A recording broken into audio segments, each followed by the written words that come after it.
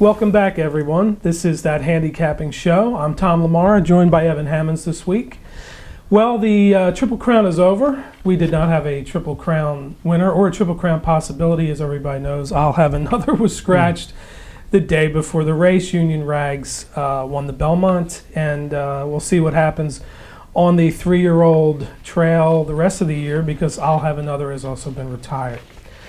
That said, we're going to look at the older division this week. Really great race this week. The Grade 1 Stephen Foster at Churchill Downs. Could be the strongest handicap field of the year, arguably. A lot of the big names are in this race. And real quick, there is an entry, Wise Dan, Successful Dan, and trainer Charlie Lepresti intends to run Wise Dan and scratch Successful Dan unless for some reason over the next 24 to 48 hours Wise Dan cannot make it. So we'll handicap this race assuming that Wise Dan is the runner for Charlie Lepresti. Mile and an eighth, Grade 1, $400,000. How do you see the race shaping up? I see it as some speed and some horses that like to lag. There's a lot of speed in here, and it's interesting that the speed is in the 1 and the 2 hole. I think Nate's Mineshaft, who showed great speed all year, except for when he ran in the Alashiba, which he took back a little bit. And then you have Fort Larned in the 2 hole. So I think you're going to see those two out pretty quickly. And then you also have Wise Dan in the 3 hole. So your main speeds are 1, 2, 3.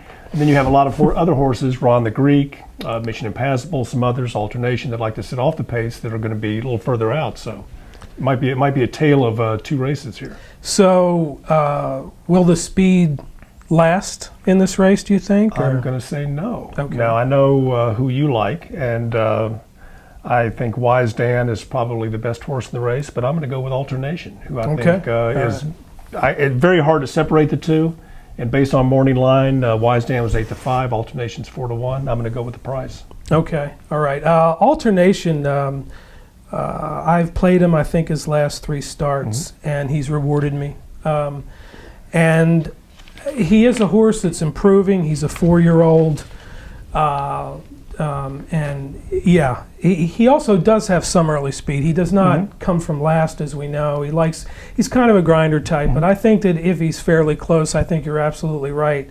I am going to put him on the ticket. The reason that I like Wise Dan is because with his running style, I think he's, assuming that Nate's Mineshaft and Fort Larned are 1-2 for 6 furlongs or longer. I think Wise Dan's just right off that pace, and if he makes the move that he's shown that he can in the past, I think he wins the race. Again, the short price is not, I'm not crazy about a short price, but I took the short price on him in the Keeneland race too. Yeah. So. I generally try not to make price a factor. Right. But yeah, his race in the course last year was phenomenal.